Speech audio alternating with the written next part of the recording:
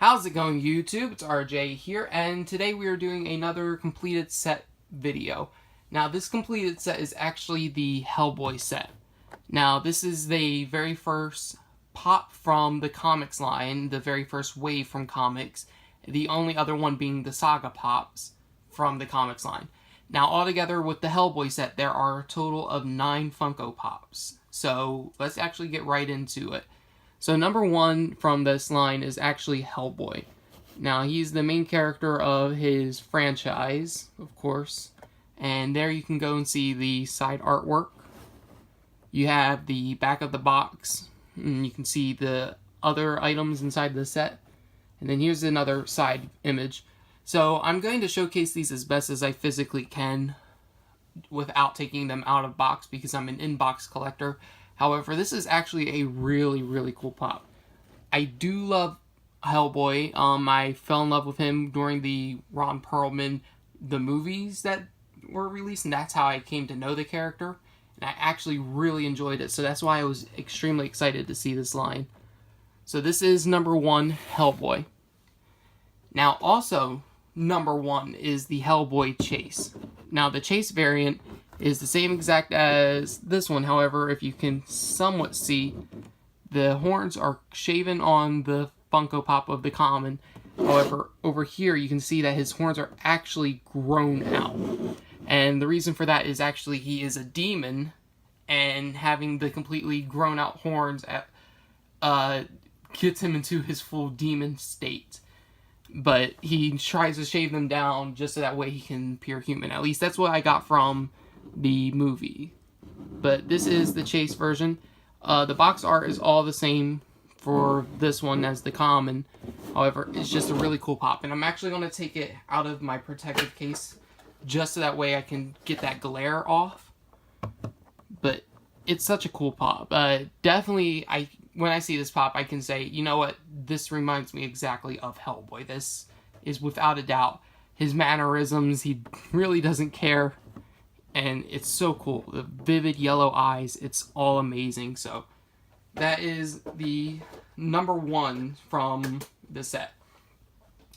Number 2 is the female protagonist, Liz Sherman. Now, my box is actually a little bit damaged over here. It's creased.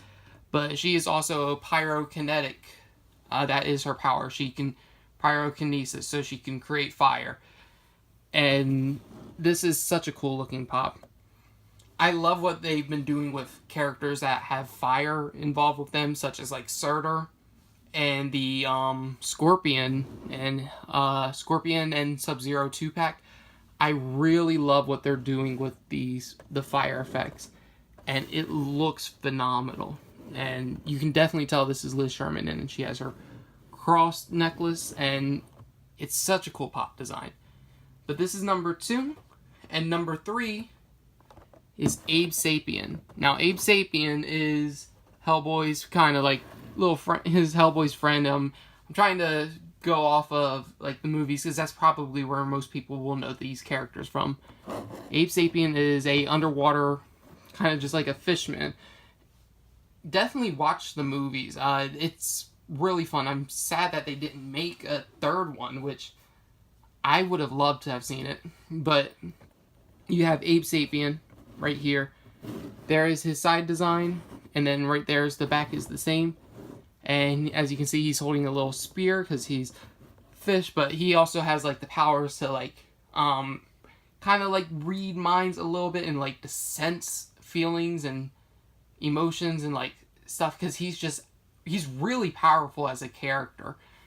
But he's not necessarily a fighter per se. He's more of he's very intelligent. He's a very intelligent character. And I really love it. And you can see his little gills on the side. Such a cool thing. And I believe Hellboy is actually having another like remake. They're doing it with the same actor who plays Hopper in Stranger Things.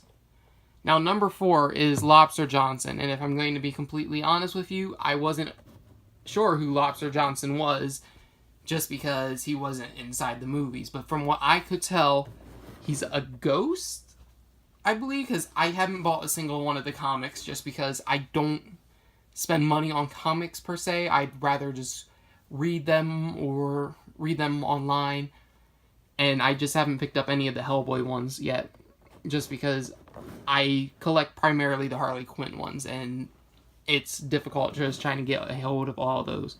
But this is Lobster Johnson. As you can see, I have a little bit of a paint job error with the yellow on the goggles spreading onto like the silver metallic part, but that's perfectly fine.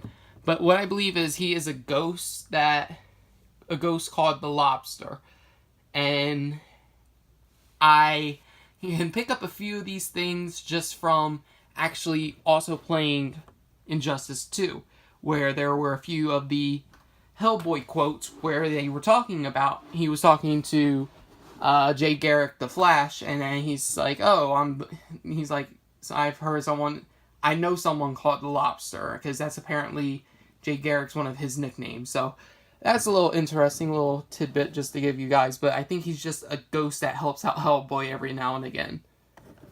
Alright, so number 5, we have Rasputin.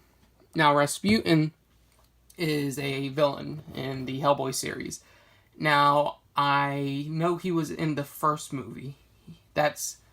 He comes back to life, and he was bringing I believe the Hellhounds back to life, and then you killed one, and then all of a sudden 2 grow out from the one that was dead, kind of just like a Hydra. So this is Rasputin, based off of, I'm assuming, the Rasputin character in real life, who was unkillable and came back to life multiple times, which I believe is this guy's power. He can bring things back to life. But he's a really cool pop. Actually, the detail on this one isn't too bad. It's not too much. There's not like much going on with this pop figure. However, I love all the eye coloring on all the characters from this Hellboy wave. They're not all black-eyed, soulless characters. They all have some type of like something special going on. The only one that had a black eye combination is just Liz Sherman, because she's a regular human with pyrokinesis as an ability. Number 6 is also a villain I'm not really sure of now. It might be because I don't think she was inside the movie, but I know she is a villain. And this is the Queen of Blood. She's number 6 from the comic wave, and then the last that's going to be actually shown on the box from the original wave. But yeah, this right here is actually a really cool looking character. Even though I don't know too much about her, I love the red eyes, just vibrant coming out. She's holding on to a skull. Her headpiece looks amazing.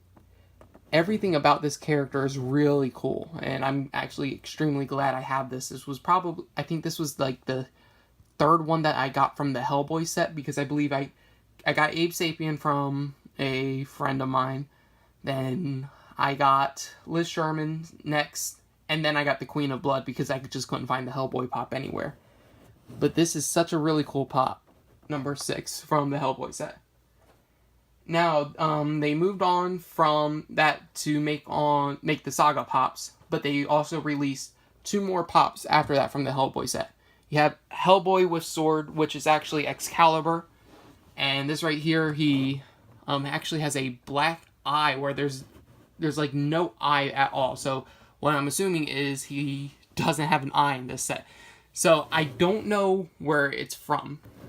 Like I said, I haven't read all of the comics. I know a lot about Hellboy, and I know a decent amount about Hellboy, and I know them from the movies, and that's where I have most of my care for this character. But he's holding on to a golden sword, and he has no eyeball. And that's really strange to me. So if you guys know what that's about, please let me know. But this is number 14, and he is a PX Previews exclusive.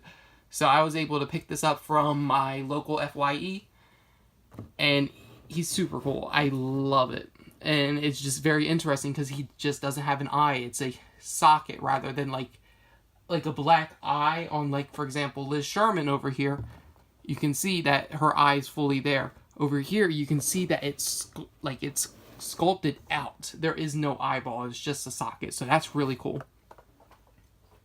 And then the last one from the Hellboy set is Anung Un Rama, which is Hellboy's real name, his demon name. So this right here is such a cool pop. It's actually metallic too, this pop figure.